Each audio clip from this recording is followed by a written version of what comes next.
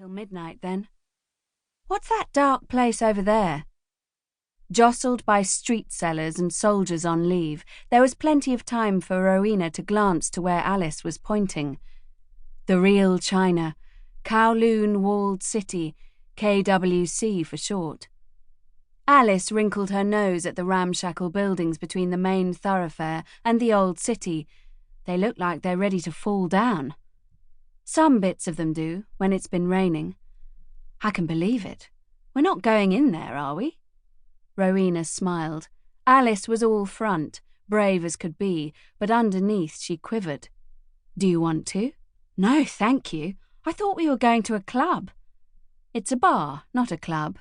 Connor's bar. It was recommended. Alice pointed at the substantial stones of the walled city. But it's not in there. Tell me it's not in there. Of course it's not. Nobody bothers the people inside that place. Even the Hong Kong police have no real jurisdiction. But we're safe out here. Of course, as far as we can be. Alice shook her head despairingly. Rowena Rossiter, I don't know why I let you talk me into this. You know you wanted to. Alice demurred. I must be as mad as you are then, and to think you're a doctor. You have to admit it makes a change from yet another foxtrot with a pimply officer at the country club, the officers' club, or whatever. You can say that again. I take it good old Reggie's still in pursuit. Uh-huh. The crowd, divided like a tidal wave, nudged aside by the bonnet of the Austin motor car Rowena had borrowed from Reggie, her would-be and so far unsuccessful seducer. Good old Reggie, she murmured. Alice laughed. Will he expect payment for the loan of his car, if you know what I mean?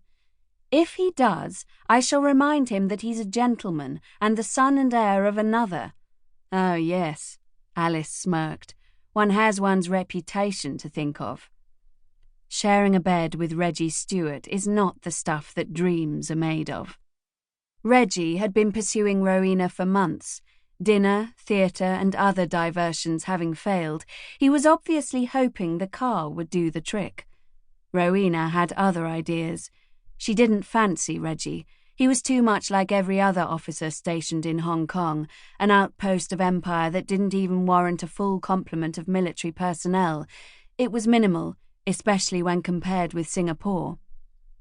Silk stockings made a rasping sound as they slid out of the car, the humidity of the day lingering to dampen their armpits and have them dabbing their handkerchiefs against their top lips. A figure flickered almost out of vision into a dark alley, immediately attracting Rowena's attention. Then her eyes picked out the name of the store on the corner of the alley and the sign above it. House of Peace. This is the one. Alice followed her into the alley. How did you know what the sign said? Rowena stopped and pointed, her finger following the form of the Chinese character. That top bit is a roof. The bottom bit is a woman. One woman under one roof is peace. Two women under one roof mean war. Put like that, it's pretty obvious. Rowena looped her arm through Alice's. It'll be fine. Trust me. If you say so. Bit dark, though.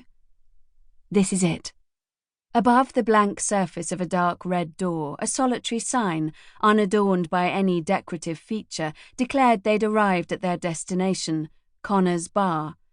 A figure in black dissected the shaft of light from the briefly opened door, then was gone, swallowed by the inner depths of the alley. Are you sure it won't be all uniforms and rounded vowels? I mean, it is an English name. Irish, actually. Trust me. The door might have been plain, the sign inconspicuous, but the interior was far from it. The smell of sandalwood, spices, and something tellingly sweet seeped out and enticed them in. Rowena entered as though she owned the place, a dream in green silk, her glossy black hair coiled around her head. Alice followed nervously. You never told me it was like this, she said in a hushed voice. That's because I didn't know it was. What? Sorry. The truth is I'd heard a rumour about it and just had to take a look, but didn't want to come by myself. Rowena, how could you?